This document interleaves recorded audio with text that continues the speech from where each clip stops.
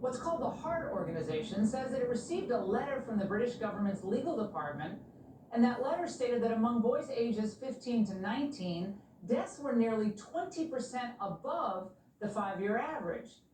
Meanwhile, excess deaths among girls of that age were below the 5-year average. Even more disturbing is that they think the excess deaths among boys is understated due to counting delays in the sample. Here we go. It's not clear why this is happening, but a group of doctors and researchers are demanding that the government investigate it.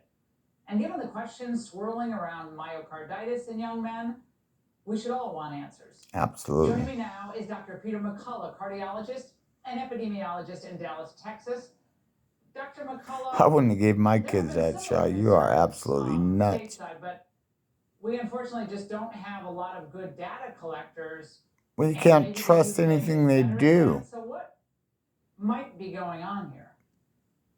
This is in the context of a report by Gill and colleagues in Archives of Pathology of two American boys, teenage boys, who died days 3 and 4 after the Pfizer vaccines, and autopsies confirmed fatal myocarditis. And now the Heart Group, which is an NGO in the UK, an evidence-based group, they have pointed out this excess death in boys and a slight decrease in the girls. Now, they started vaccinating in the UK for 16 and up in March, and then in 12 to 15, they started in September, but they did achieve 60 to 75% vaccination rates. So I think there's two key things they want to know. They want to know, during the course of this time, did they have COVID-19, the respiratory illness, and did they have any exposure to the vaccine? And then for each one of these cases, and there's not too many, there should be an investigation to what was the cause of death. And it should be relatively straightforward to figure out if COVID-19, the respiratory illness, the vaccine, or potentially both played a role. Well, Biden's new science advisor keeps coming back like a boomerang, Francis Collins. Let's slip some inconvenient info about the vaccines. Watch. I think humility is appropriate also in talking about the vaccines. Yes, we were quite confident that the results of the phase 3 trials were very clear.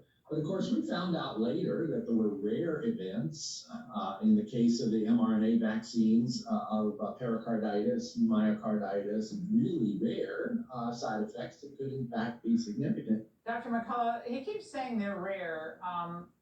What does the data say? The correct term to use in safety data research is called tip of the iceberg, because we don't check everybody for the problem. This comes through spontaneous reporting. So back when the CDC and FDA looked at 200 cases of myocarditis, they said it was both rare and mild. I said just the opposite. It was tip of the iceberg and severe, since 90% of the kids were being hospitalized with this. Fast forward to today, in our US CDC VAERS system, we have over 30,000 cases of myopericarditis. Oh my God. From Shower, from Trong, and others suggest still at least 2/3 are still being hospitalized. And the most alarming thing is when an MRI is done, in fact, heart damage is being seen in nearly every case of vaccine-induced. And they do it anyway, and they want to give it to your kids. Think about that. And the CDC is trying its hardest to convince pregnant women